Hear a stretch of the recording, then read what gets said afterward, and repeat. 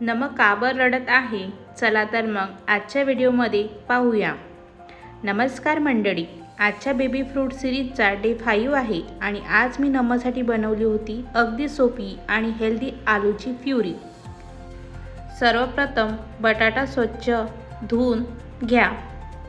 नंतर छान त्याचे तुकडे करून तो मऊ होईपर्यंत उकळून घ्या. बटाट्याची साल काढून तो चांगला मॅश करून घ्या. आता त्यामध्ये थोडं उकळलेलं पाणी घालून अगदी मऊ आणि स्मूथ प्युरी तयार करा. बाळाला प्युरी देण्यापूर्वी ती योग्य तापमानाची आहे याची खात्री करा आणि तयार आहे सॉफ्ट आणि टेस्टी आलूची प्युरी. नमला आज ही आलूची प्युरी इतकी आवडली की त्याने रोजच्याप्रमाणे आपली पूर्ण प्युरी खाऊन टाकली. पण गंमत अशी झाली की प्युरी पूर्ण खाल्ल्यानंतरही नमला अजून आलूची प्युरी हवी होती. म्हणूनच साहेबांनी रडायला सुरुवात केली. पप्पांनी म्हटलं, अरे नम, सगळी प्युरी तर संपली, पण नमला कुठे ऐकायचं होतं, त्याला फक्त अजून प्युरी हवी होती.